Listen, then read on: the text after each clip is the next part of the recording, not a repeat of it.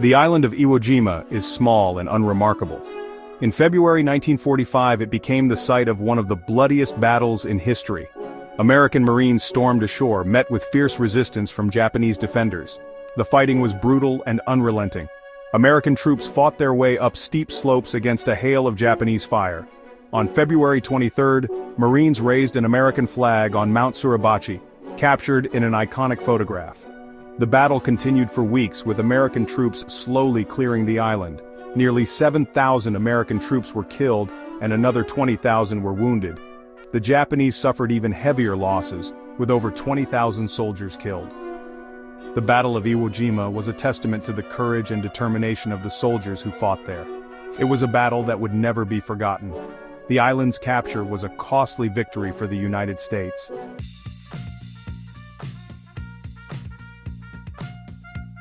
The Battle of Iwo Jima was a significant battle in the Pacific War. Iwo Jima was strategically important to both the United States and Japan. For the United States, the island was a key stepping stone to the Japanese mainland. Iwo Jima had airfields that could be used to launch bombing raids on Japan. For Japan, Iwo Jima was a key part of its inner defense perimeter. The island was heavily fortified, and the Japanese were determined to defend it to the death. The fighting on Iwo Jima was some of the most intense and brutal of the entire war. Many American veterans of the battle suffered from post-traumatic stress disorder, or PTSD. The Battle of Iwo Jima was a pivotal moment in the Pacific War. It helped to pave the way for the eventual Allied victory in the war.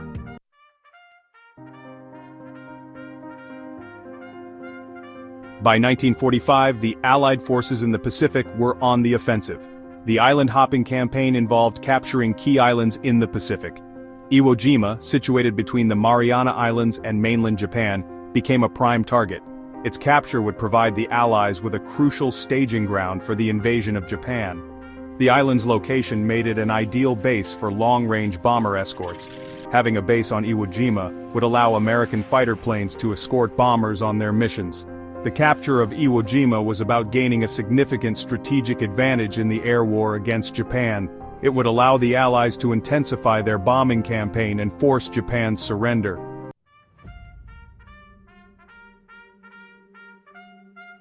Iwo Jima's strategic significance wasn't limited to its potential as an offensive base. The island could serve as a vital lifeline for American aircrews conducting bombing raids on Japan. Before Iwo Jima was captured, damaged B-29s returning from bombing missions over Japan had limited options. The capture of Iwo Jima provided a much-needed haven for these crippled bombers. American aircrews now had a relatively safe place to land, increasing their chances of survival. This not only saved lives but also preserved valuable aircraft that could be repaired and returned to service. The availability of Iwo Jima as an emergency landing strip had a profound impact on the morale of American aircrews. Knowing they had a safe haven within reach in case of emergencies provided a psychological boost.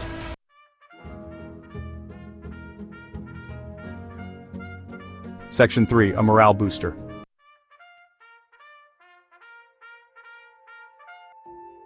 Section 1. The Island Fortress. General Tadamichi Kuribayashi was tasked with defending Iwo Jima.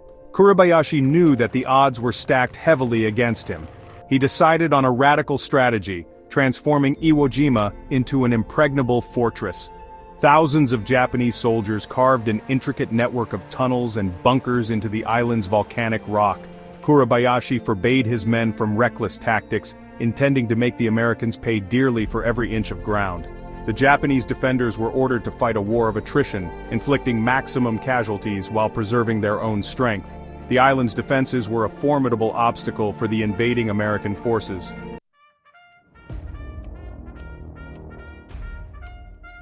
Section 2. A network of death. The tunnels, dug deep into the volcanic rock, were more than just hiding places. They were interconnected, forming an intricate web that allowed Japanese soldiers to move unseen. Strategically placed throughout the tunnels were concealed firing positions, pillboxes, and artillery emplacements. The Japanese also made extensive use of natural caves, enlarging and fortifying them to create concealed bunkers. The tunnels allowed Japanese troops to launch surprise counterattacks, hitting the Americans from unexpected angles. This underground labyrinth transformed Iwo Jima into a veritable death trap for the invading American forces. The island's defenses were a formidable obstacle, and the Americans would soon learn that dislodging the Japanese defenders would come at a terrible price.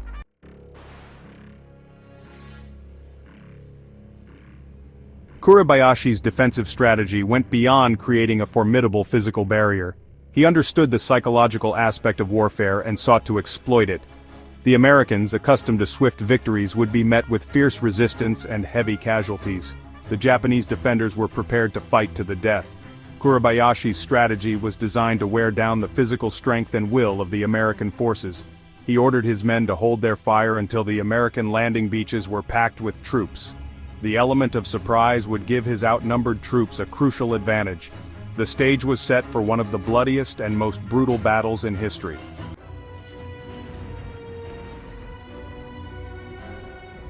The morning of February 19, 1945 dawned gray and overcast over Iwo Jima.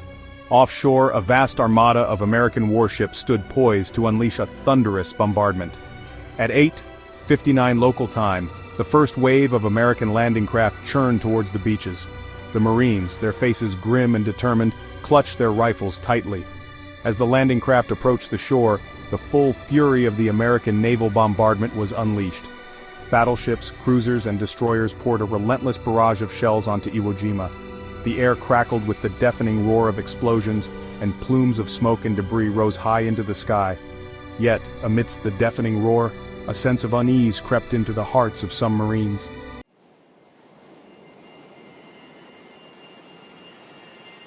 The initial waves of Marines landed on the southeastern coast of Iwo Jima. The beaches, designated Green Beach and Red Beach, were stretches of black volcanic sand. As the landing craft rammed onto the beach, the Marines charged forward. To their surprise, there was no immediate resistance. The Japanese defenders were strangely absent. The beaches were eerily quiet, the silence broken only by the lapping waves. The Marines advanced cautiously inland, their every sense on high alert. The lack of immediate resistance was a calculated tactic by General Kuribayashi.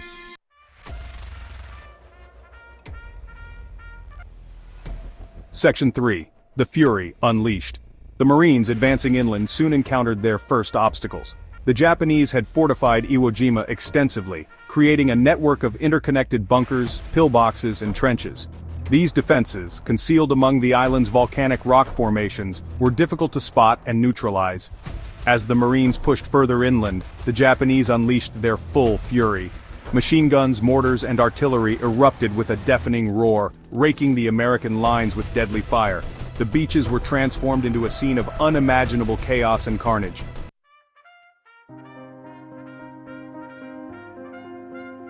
Section 4. A grim preview of the fight ahead. The Marines faced fierce resistance and heavy casualties but fought with courage and tenacity. They were trained for the brutality of the Pacific War and determined to accomplish their mission. They fought back with everything they had, their rifles, machine guns, and grenades. The naval bombardment created a treacherous landscape, making movement difficult. The Marines, burdened with heavy equipment, struggled to advance. By sunset, they had established a tenuous foothold on Iwo Jima. They suffered heavy casualties but inflicted significant losses on the Japanese. The battle was far from over. The Marines knew the real fight was just beginning. The first day provided a grim preview of the ferocity of the Japanese defenders. Iwo Jima would not be easily won. The cost of victory would be high.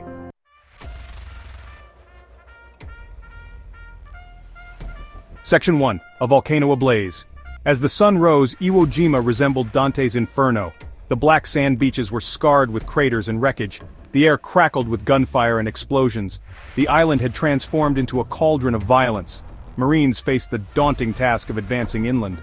The terrain favored the defenders. The volcanic landscape provided ample cover for the Japanese. The Japanese had turned Iwo Jima into a subterranean fortress. Their intricate network of tunnels and bunkers was a nightmare for the Marines. Every step forward was contested with fanatical resistance. The Marines found themselves in a brutal struggle against an unseen enemy. The Japanese would emerge, unleash deadly fire, and disappear back into their underground labyrinth.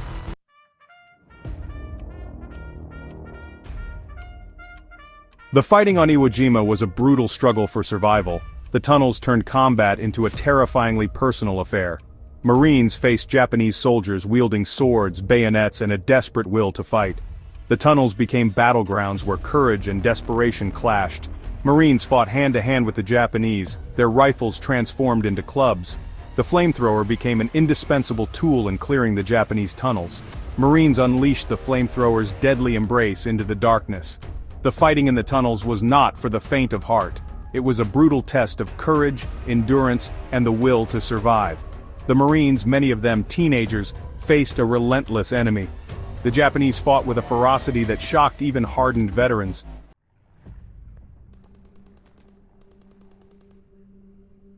The battle for Iwo Jima was not confined to the island's interior. The skies above the island became a swirling aerial battlefield. American planes provided close air support, strafing Japanese positions. Kamikaze pilots transformed themselves into human-guided missiles. The kamikaze attacks were a stark reminder of Japanese resolve.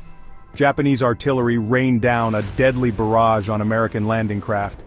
The battle for Iwo Jima was a relentless and unforgiving struggle.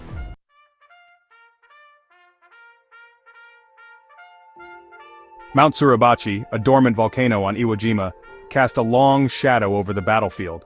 For the Marines, it was a formidable obstacle, a natural fortress held by a determined enemy. For the Japanese, it was a key observation point, providing a commanding view of the American landing beaches. The capture of Mount Suribachi became an early objective for the Marines, a strategic necessity and a symbolic victory. The slopes, composed of loose volcanic ash, proved to be treacherous terrain for the advancing Marines.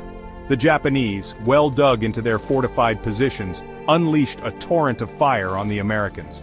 The Marines, their progress slowed by the difficult terrain and relentless enemy fire, fought with grim determination. As the Marines inched their way up the slopes, they faced constant danger and the sight of their comrades falling beside them.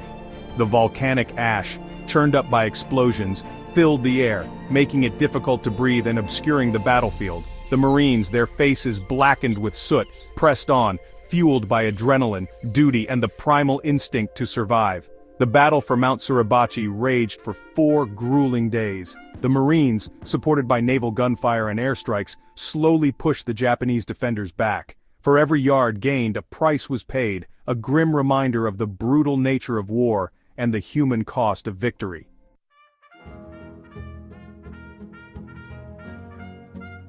On February 23, 1945, Marines reached Mount Suribachi's summit. Exhausted but triumphant, they fought through enemy fire. Standing on the crater rim, they saw the battle below. They raised a small American flag using a Japanese water pipe. The flag had been carried throughout the Pacific campaign. Cheers erupted as the flag fluttered in the wind. The flag symbolized hope amidst the devastation. News reached Colonel Chandler Johnson's command post. Johnson ordered a larger flag to be raised.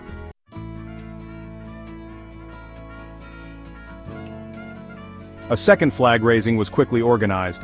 A larger American flag was attached to a heavier pipe found amidst the battle debris.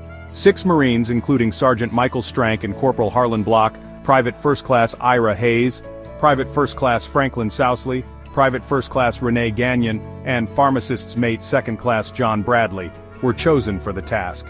As the Marines raised the flag, photographer Joe Rosenthal captured the moment. Their actions symbolized courage, sacrifice, and camaraderie. Rosenthal's photograph became an enduring image of World War II, symbolizing American determination and the human cost of victory. The larger flag over Mount Suribachi was met with cheers and celebrations, lifting the spirits of the Marines below.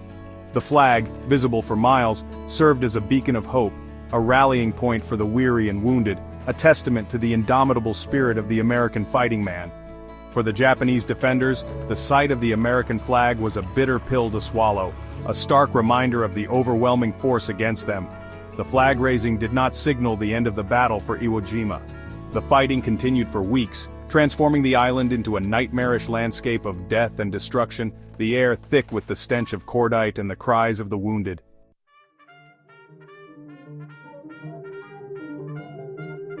The battle for Iwo Jima was far from over. The Japanese, entrenched in underground fortifications, resisted with fanatical determination. The Marines, their ranks depleted, faced the daunting task of clearing the remaining Japanese positions. The northern part of Iwo Jima, a labyrinth of tunnels, became a killing ground. The Marines, armed with flamethrowers and grenades, fought their way through the island's subterranean network.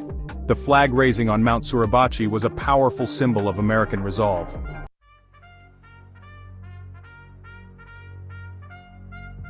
With Mount Suribachi secured, the battle shifted northward to a desolate, fortified plateau known as the Meatgrinder.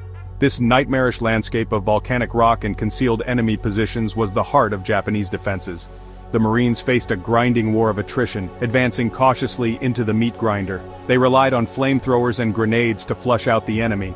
The fighting was often hand-to-hand, a brutal struggle for survival. Marines, armed with rifles and bayonets, faced fanatical Japanese soldiers. Every encounter was a fight to the death, showcasing the savagery of war.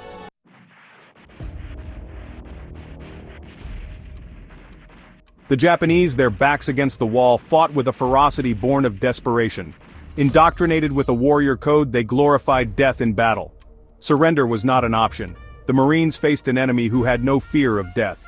The tunnels of Iwo Jima became death traps for both sides. Marines, armed with flamethrowers and grenades, cautiously entered the tunnels. The Japanese, hidden in darkness, waited for the opportune moment. The air was thick with cordite, sweat, and decay.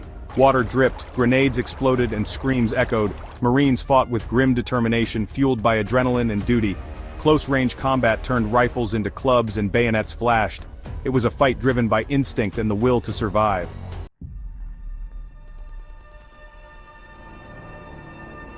As the battle for Iwo Jima entered its final days, the island had transformed into a desolate and surreal landscape, a testament to the destructive power of modern warfare. The once lush vegetation had been reduced to ash and splintered trees, the air thick with smoke and the stench of death. The beaches, once pristine stretches of black volcanic sand, were now littered with the wreckage of landing craft, tanks, and aircraft, a grim reminder of the ferocity of the fighting. The Japanese, their numbers decimated but their spirit unbroken, had retreated into the island's interior, their backs literally against the wall. They knew that defeat was inevitable, but they were determined to make the Americans pay dearly for every inch of ground gained, to inflict as many casualties as possible before the inevitable end. On the night of March 25, 1945, under the cover of darkness, General Kuribayashi, the architect of Iwo Jima's defenses, assembled his remaining troops for one final desperate attack. Weakened by weeks of fighting, short on ammunition, and facing overwhelming odds, Kuribayashi knew that this was a suicide mission, a last act of defiance against an unstoppable enemy. His men, their faces etched with fatigue and resignation, but their eyes still burning with a fierce determination, prepared to follow their commander to their deaths. The Japanese attack, launched in the early hours of March 26, 1945, took the Americans by surprise. Hundreds of Japanese soldiers, armed with rifles, swords, and grenades, charged out of their underground hideouts, their final assault a terrifying spectacle of suicidal bravery. The Marines, caught off guard but not unprepared, responded with a withering barrage of gunfire, their machine guns and rifles cutting down the attackers in droves. The final battle for Iwo Jima was brief but brutal, a last spasm of violence in a campaign that had already claimed tens of thousands of lives. The Japanese, their attack doomed from the start, fought with a ferocity that bordered on madness, their final act of defiance a testament to their unwavering belief in their own invincibility. By dawn, the fighting had subsided, the silence broken only by the moans of the wounded and the crackling of flames consuming the debris of battle. The Battle of Iwo Jima was over.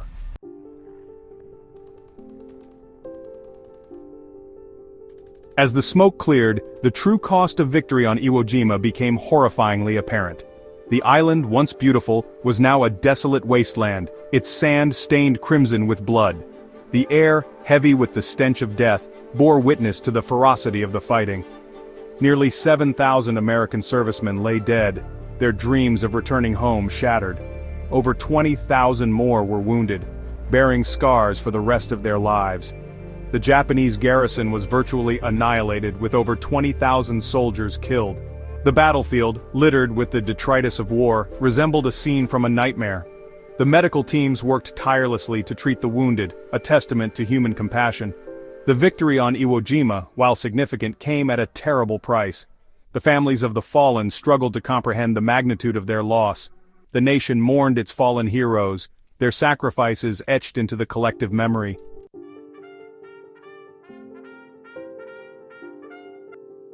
The Battle of Iwo Jima, a small yet significant engagement in World War II, became a symbol of both the horrors and heroism of war. The iconic flag-raising photo captured American resolve and the indomitable spirit of the men who fought there.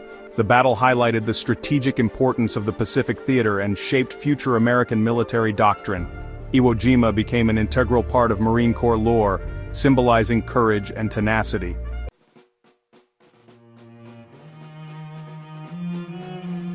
In the aftermath of World War II, Iwo Jima became a place of solemn remembrance, a hallowed ground where the sacrifices of the fallen were honored.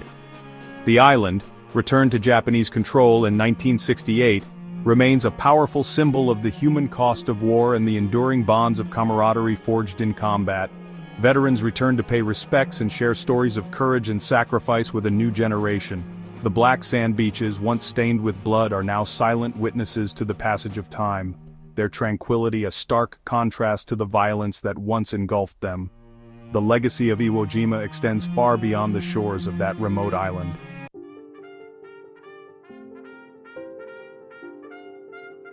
The Battle of Iwo Jima stands as a testament to the complexities of the human spirit, a brutal paradox of courage and destruction. The island, once tranquil, became a crucible of violence, testing the limits of human endurance. Marines displayed extraordinary courage and resilience, their determination fueled by patriotism and survival. The Japanese defenders fought with ferocity and desperation, a testament to ideology and indoctrination. The battle left an indelible mark on all who fought there, a testament to the enduring human spirit and the terrible price of victory.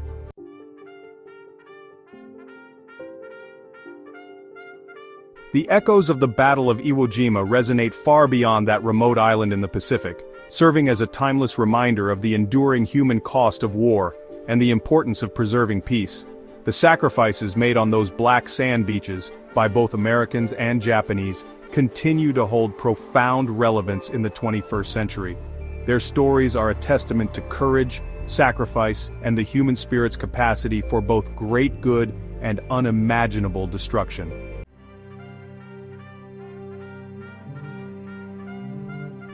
The Battle of Iwo Jima, a testament to courage and sacrifice, stands as a reminder of the futility of war and the need for peace.